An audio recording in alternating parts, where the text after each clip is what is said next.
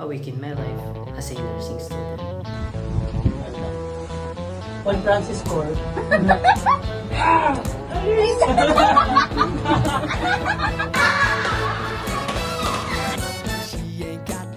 But wait, gusto niyo ba malaman yung ginagawa namin sa school? At paano namin to na-handle? Tara, sama ka. Yun lang, syempre joke lang yun. Marami naman kami ginagawa pero minsan kailangan mo rin talaga magpahinga. Syempre nakakapagod rin talaga maghapon yun. So yun, syempre sa part na to is medyo naguguluhan kami kasi hindi namin alam kung sino unang tatawagin kaya nape-pressure kami sa bawat pangalan na naririnig namin pero it's okay. So ayun, ipapakita ko naman sa inyo yung nangyari sa exam. So ayun yung resulta. Hindi ko rin in-expect na pagtitripan nila ako. Kaya pala parang pakiramdam ko may pinaplano sila. Tapos ayun, pagtingin ko sa labas, nakaabang sila. At yan na nga, pinagtripan nila ako. Mga loko-loko talaga. So ayun, bago kami umakit na ito, na-realize ko lang na parang masaya pala. Kahit na nakakapagod at nakaka-pressure sa lahat ng pangyayari sa buhay, na-realize ko lang din na hindi na pala tayo bata at matanda na rin tayo. Kumbaga, nababago na yung mga ginagawa natin, mga habits, mga sinasamahan. So, masaya lang ako dahil nakakita ko ng panibagong friend. Then, natapos din ang maghapon na nakakapagod. Oras na ulit para umuwi ng tahanan at magpahinga. Kagaya din ng mga ibon, lahat din naman tayo napapagod. Kailangan din natin mag-umpisa ng panibagong araw. So ngayon, pupunta naman kami kay Lola at Papa. Hello, good morning. So today, as a nursing student, kailangan din minsan mag-exercise. Not minsan, is dapat palagi para ma-maintain yung katawan natin na flexible pa rin. So yun lang. So ngayon, pupunta naman kami kay Papa. Dito kami, bumaba kami galing Tikling at tatawid kami sa kabila para doon na kami mismo sumakay.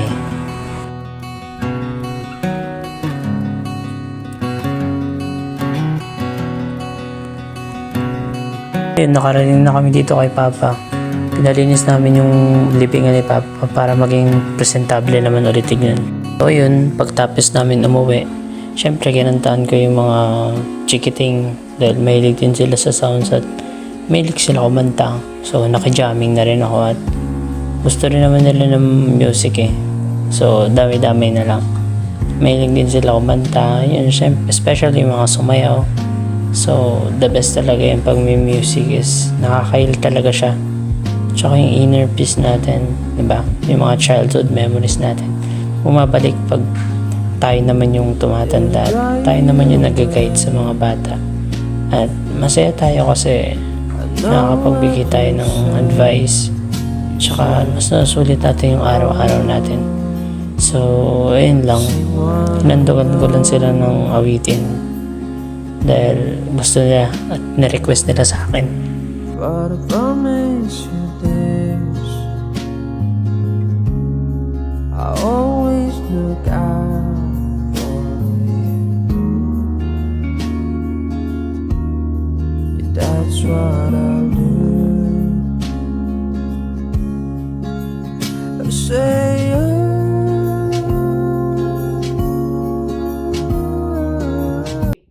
So ayun, panibagong araw na naman. Syempre, panibagong kalokohan. Nag-iisip na naman ako ng mga pwede kong gawin sa bahay. Pero ayun, dahil makulit yung imagination ko, nakita ko yung lababo na sira. So inayos ko yan. Wala ako ng materyales, tinakitan ko ng rugby.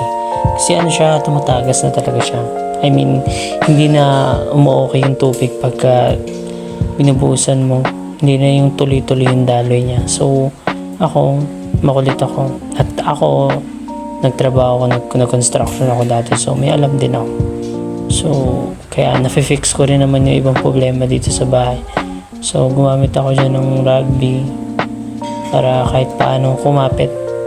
At saka tinuyo ko yan syempre. Hindi pwedeng hindi. Kasi pag hindi mo tinuyo yan, mahihirapan siyang dumikit. At saka baka mas matagalan pa yung pagdikit ng rugby. Yung rugby is optional ko lang naman yan. So parang ano ko lang siya, pandikit ko lang siya na ano.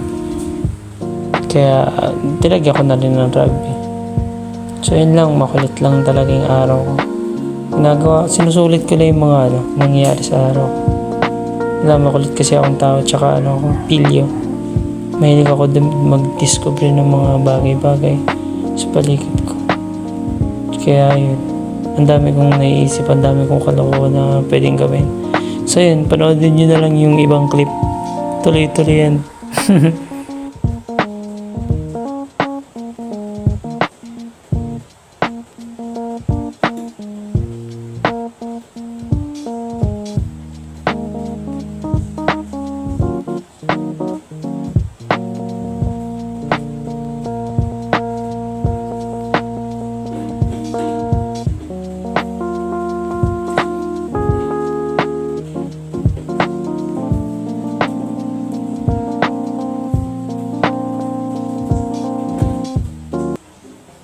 Pagkatapos ko gumawa, nagligalig ako sa bahay kasi wala na akong magawa eh. Kaya nag-imot-imot na ako sa bahay. So, dami ko talaga kalokohang ginagawa. Wala lang, makuwela kasi ako tsaka makulit. Hid lang.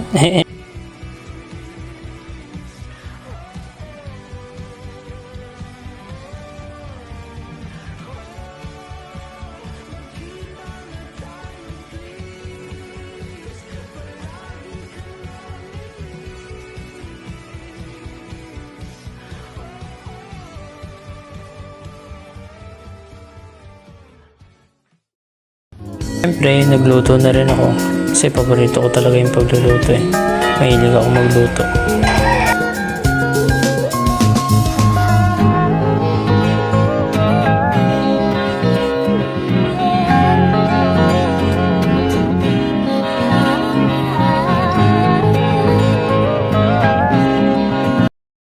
So, good day, another day. So, dito kami, nag-blood typing na kami. So, pasyente ko dito si Cleo. Yan, solid yan. Medyo may rin talaga malakas mong trip, pero okay lang din naman siya kasama. Goods na good siya kasama.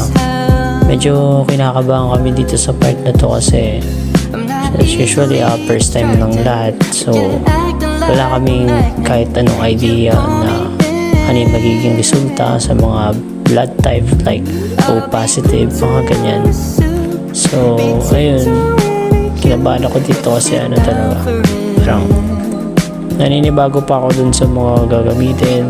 Pero okay lang din, mas maganda sa sarili mo na binibigay mo yung best mo, tsaka dapat maging porsigido ka lang sa mga ginagawa mo sa buhay. So, ayun, nagpatulong din ako dito kay Ronjet kasi nahirapan ako. Sabi ko, hindi ko alam yung tamang position ng pen. So, nagpatulong na rin ako kung anong dapat kong gawin.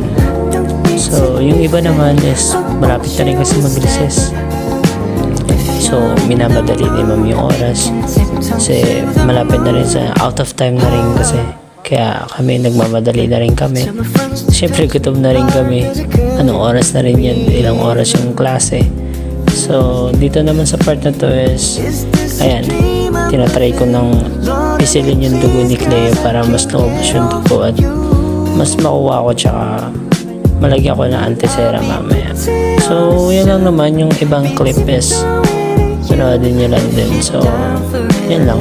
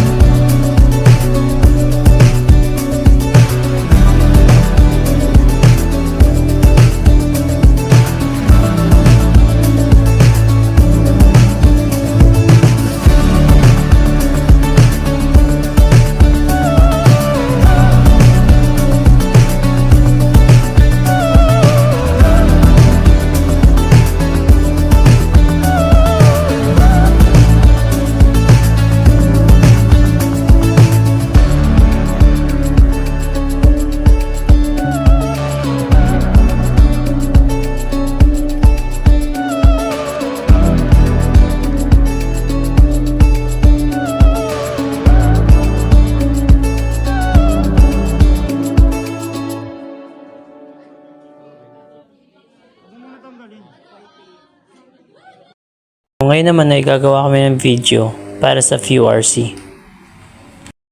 So ayun, yung araw na yun, gagawa kami para sa FURC. So kailangan na kasi namin siya matapos kasi ipapasa na rin namin siya.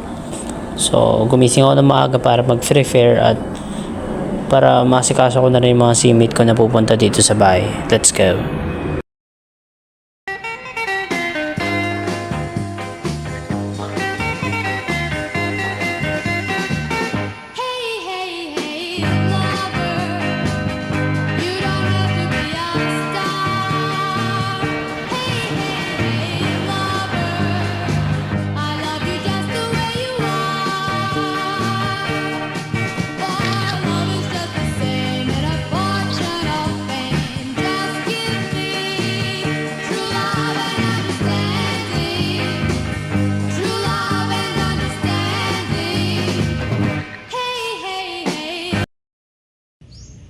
So, syempre, main character ako dito. So, kailangan kong ayusin at kailangan ko galingan. Pero nade-trip pa rin naman ako.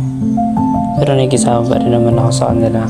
Kasi, kailangan namin tong maging maayos yung resulta nito. Kaya, kahit paano, naging papulte naman para sa akin to. Naging sang-ayon pa rin naman.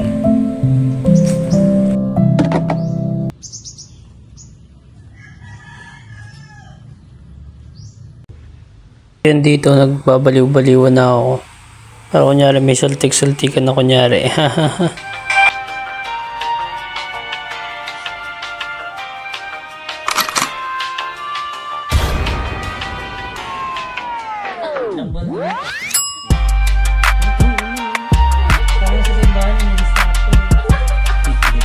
Lupet. Yung gaya guys. Paano yun? Yes. Uy, oy. So sa part na to, ito na yung pinaka last video na i-upload ko.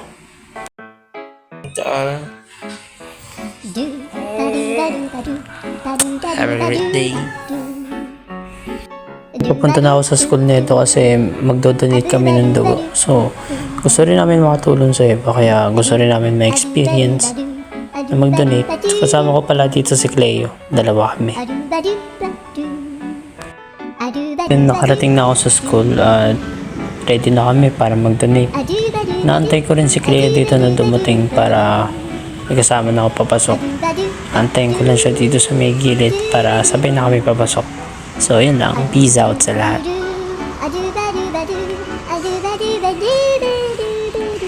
Magkasama na kami dalawa, tamang trip na kami dalawa kasi ako kasi kinakabahan ako siya naman pinapatawan niya ako kasi nag-donate na siya before.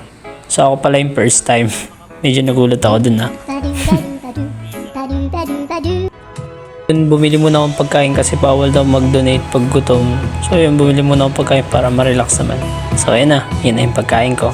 Tcharan! Pagbalik ko talaga. Ayun, kukuha na kami dugon dalawa. Sabay kami.